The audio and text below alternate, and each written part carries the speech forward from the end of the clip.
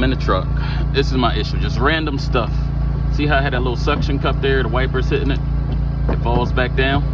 All right, now watch this. Pull off the suction cup. They go up, they don't come back down. Push on it, and this is why I had the cup there. It falls down. I'm gonna swap out the wiper motor right there. Look like 3 bolts holding it in. This is the new motor, ordered from Amazon.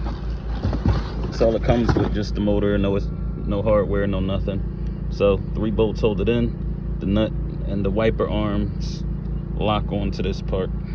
All right, so to release the wiper arms, that's a 13 millimeter. To break it, when you turn it, just hold the wipers down. Because when you try to turn it and it's locked, this whole rod is just gonna keep moving. All right, little arm, just pry it off with a flathead, like so. It comes off. All right, this clip, just pull up on that.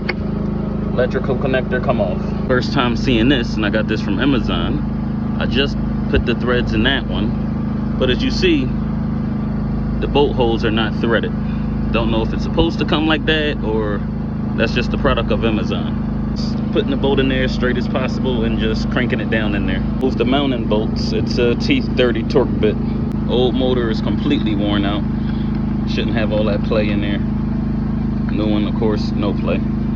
Everything's back connected. What you do, turn the motor on, cut it off. That way that's in a resting position.